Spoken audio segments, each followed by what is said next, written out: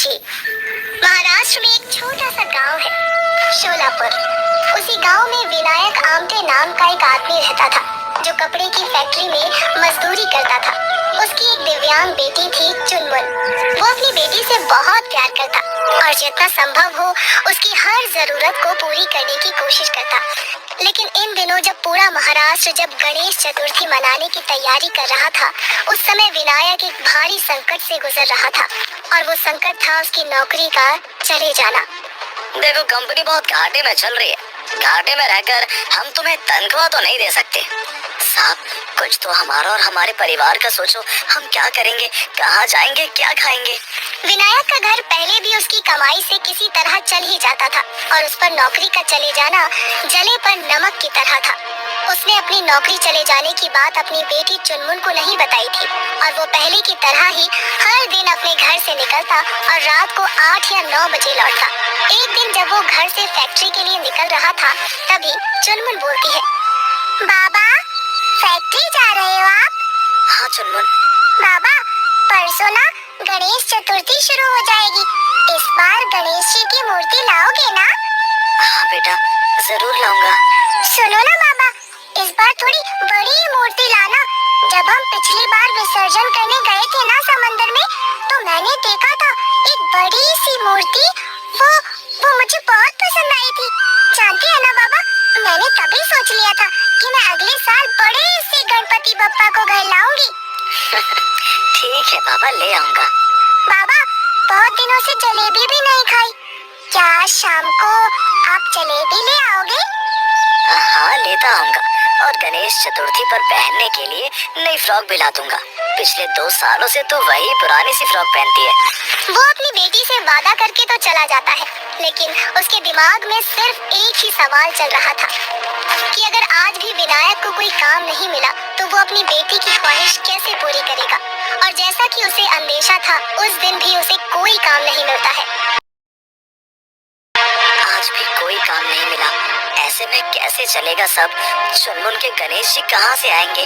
उसकी नई फ्रॉक कैसे आएगी? उस दिन जब वो अपने घर लौट रहा था, तो गणेश चतुर्थी की चहल पहल हर ओर दिखाई दे रही थी। कोई नए कपड़े खरीद रहा था, तो कोई मिठाइयाँ खरीद रहा था। कोई छोटी सी गणेश जी की मूर्ति अपने घर ले जा रहा था, तो कोई बड़ी सी मूर्ति अपने घर ले जा रहा था। क्या बप्पा, हम जैसे लोगों को तू बनाता ही क्यों है? अरे गरीब कुछ नहीं खरीद सकता, ना तो अपनी छोटी सी मूर्ति और ना ही अपनी बेटिया के लिए फ्रॉक। विनायक यही सोचते हुए अपने घर की ओर जा रहा था, तभी उसकी नजर एक बड़ी सी दुकान पर गई। उस दुकान में गणेश जी की कई सारी मूर्तियाँ बिक रही थी, और कपड़े भी। विनायक की नजर बप्पा की एक मूर्ति और चुनमुन के लिए एक फ्रॉक पर गई, जो दुकान के बाहर रखे पुतले ने पहन रखी थी। वो मन ही मन सोचने लगा कि चुनमुन ये मूर्ति और ये फ्रॉक देखकर कितनी खुश होगी। उसने अपनी जेब में हाथ डाला, तो उसमें 5 रुपए का एक सिक्का पड़ा था। 5 रुपए? क्या होगा इसमें? विनायक जेब में पड़े पैसे और उस फ्रॉक और गणेश जी की मूर्ति को बाहर से ही घूर कर देखता रहा। तभी दुकान का मालिक बाहर आया। ओए, यहाँ मेरी दुकान के बाहर खड़ा होकर क्या घूर रहा है? कहीं चोरी वोरी करने का कोई इरादा तो नहीं है? अरे नहीं साहब, मैं कहाँ चोरी करूँगा। मैं तो बस वो देख रहा था जिसकी जिद मेरी बिटिया कर रही थी। अच्छा साहब, ये गणपति बप्पा की मूर्ति और ये फ्रॉक कितने की है? उसकी बातों को सुनकर दुकान का मालिक उसे घूरते हुए बोला, देख, ये तेरे औकात के बाहर की चीजें हैं। ये तू 7 जन्मों में भी नहीं खरीद पाएगा। चलो भाग यहाँ से, दुकानदारी का समय भिखारियों का नहीं। विनायक के कानों में उस दुकान के मालिक के शब्द किसी तीर की तरह चुभ रहे थे, और वो सोच रहा था कि ईश्वर हम गरीबों की किस्मत में औकात के बाहर दुख लिख देता है। बहरहाल इन शब्दों से ज्यादा उसे इस बात की फिक्र थी कि घर का राशन जो अब लगभग समाप्त हो गया है, वो कैसे आएगा। इसके बाद विनायक उस दुकान से निकलकर अपने घर पहुंचता है। चुनमुन, चुनमुन। अपने बाबा की आवाज सुनकर चुनमुन बैसाखी के सहारे चलती हुई बाहर आती है। अरे बाबा, आ गए आप? हाँ बेटा, आ तो गया, लेकिन मैं तेरी जलेबियाँ भूल गया। लेकिन कोई नहीं, कल मैं जरूर ले आऊंगा। तुम्हारी जलेबी और गणपति की बड़ी वाली मूर्ति भी तो लानी होगी, कल से पूजा जो शुरू हो जाएगी। विनायक अपनी बेटी से झूठ कह रहा था, लेकिन उसे पता नहीं था कि उसकी बेटी को आज सारी सच्चाई का पता उस समय लग गया जब उनके जाने के बाद उनका दोस्त दिनकर चाचा घर पर आए थे और उन्होंने उसकी नौकरी चले जाने की बात चुनमुन को बता दी थी। सुनना बेटी, आज फैक्ट्री में मैं बहुत थक गया हूँ, थोड़ा पेट में भी दर्द है, इसीलिए मैं सोने जा रहा हूँ, तू रोटी खा लेना। हाँ? ये कहकर विनायक सोने चला गया, लेकिन आज चुनमुन को इस सच्चाई का पता चल गया था कि क्यों आजकल हर दिन उसके बाबा पेट भर के खाना नहीं खाते हैं और क्यों उनके पेट में हमेशा दर्द होता है।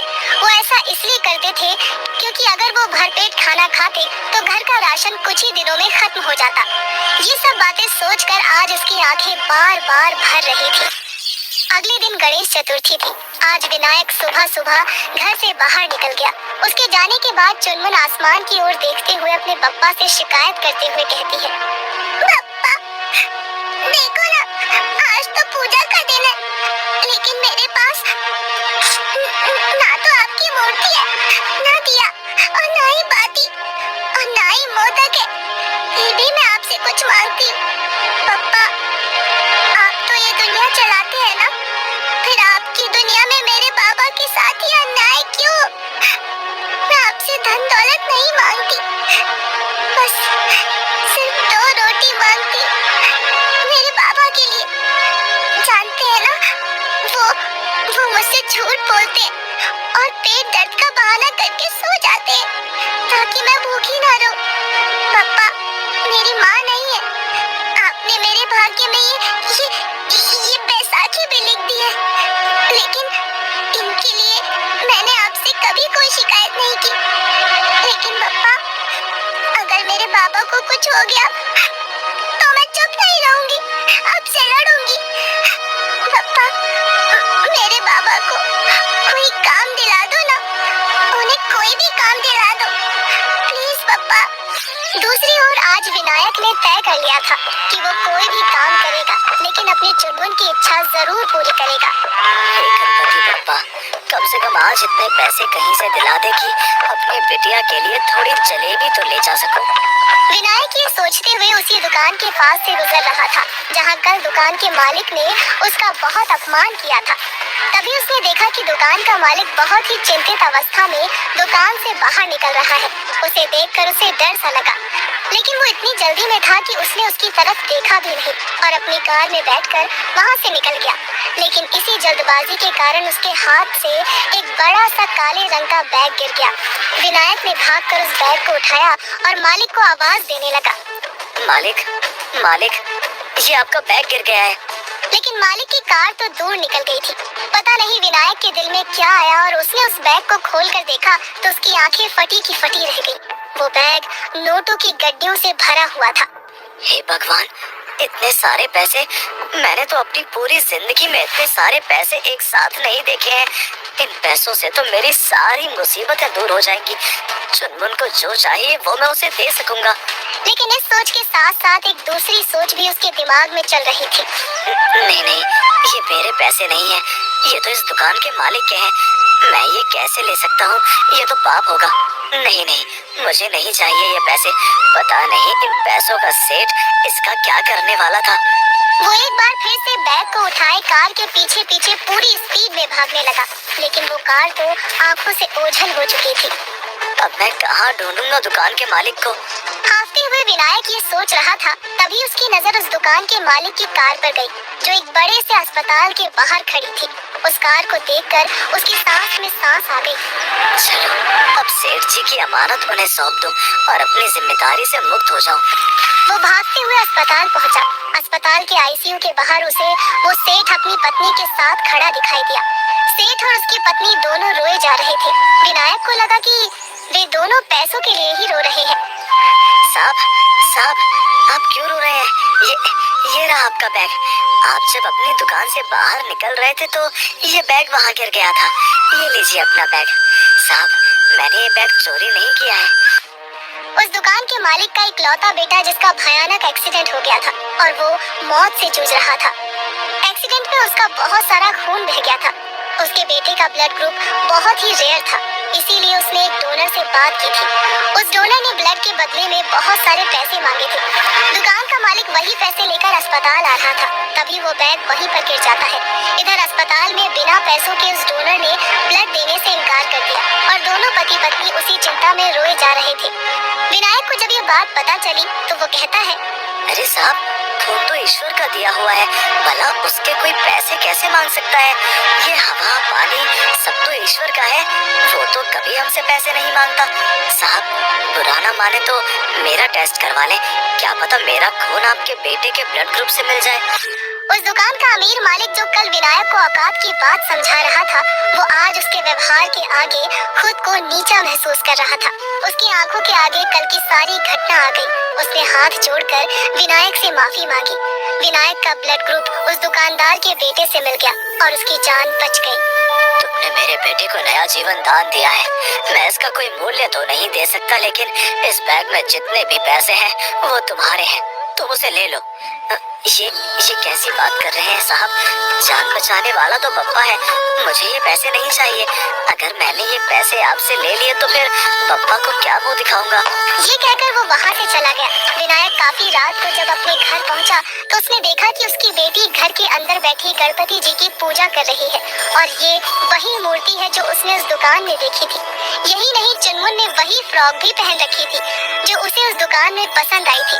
चुनमुन ने जब अपने बाबा को देखा तो वो कहती है, बाबा बाबा, ये देखो मेरे बप्पा और मेरी नई फ्रॉक कितनी सुंदर है ना।